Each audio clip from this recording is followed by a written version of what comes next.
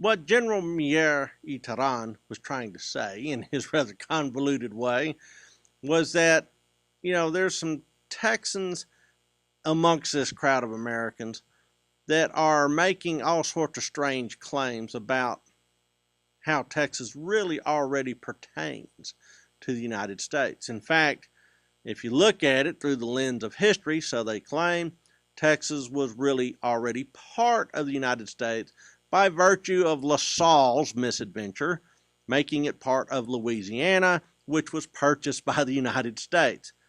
Now, that's a bit of a stretch, but even so, these guys are making the claim, and then they go out of their way to inflame it, to enlarge it, and to disseminate it. So people that don't know their history from a hole in the ground are now saying, oh, no, this is the truth. We saw it in a pamphlet that came from San Felipe de Austin, or we saw it from this authority or that authority. You get the idea. Misinformation can be distributed then as now if you're trying to bring about a particular political end. And that's exactly what Mier Terán says. You know what? These guys make the claim, then they'll get some sort of dispute rolling, and then there will be a lawsuit, and then the lawsuit ends up being handled rather ham-fistedly by inept administrators, and then the next thing you know, you have an international or diplomatic incident. He is not hopeful. Now, how does Stephen F. Austin feel about the kind of people that are starting to come into Texas? Remember, Stephen F. Austin is the law and order guy.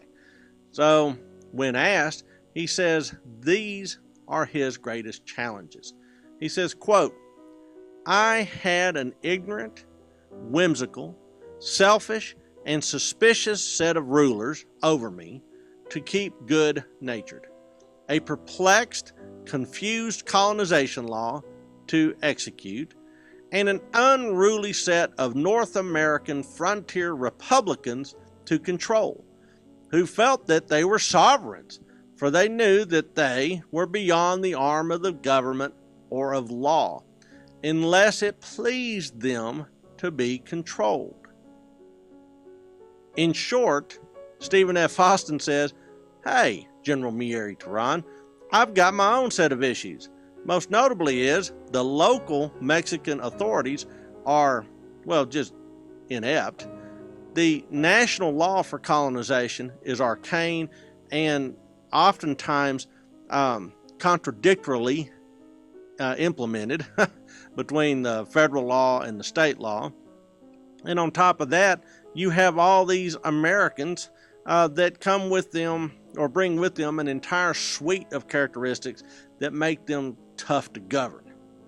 So, in that, Stephen F. Austin and General Mier y Terán agree. There's a problem in Texas.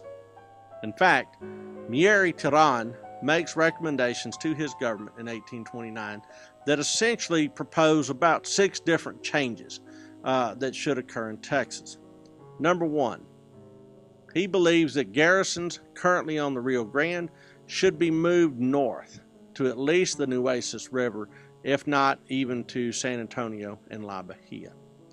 Second, he believes that there needed to be a permanent garrison at the main crossing of the Brazos River, and that this garrison might essentially be a ranging garrison that could essentially police all that territory between Bayard and Nacogdoches. Third, he believed that every garrison in Texas needed reinforcements, and all of the garrisons in Texas at least brought up to strength. Fourth, he believed that somewhere there needed to be a fortification, probably in Galveston Bay, maybe at the mouth of the Brazos, maybe both.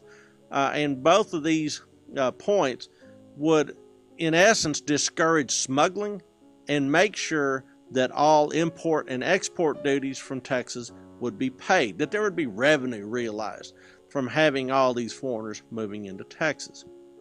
Fifth thing, he believed that there needed to be some sort of mobile force organized, that this mobile force would range the frontier and range the borders. He really wanted a border patrol.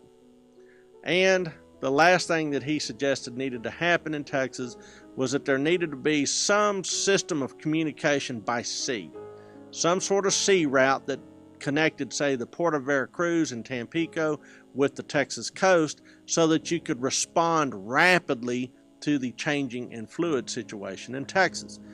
He said, only if we take these safeguards, only if we go this direction, will we be able to protect Texas and keep it part of the Mexican nation.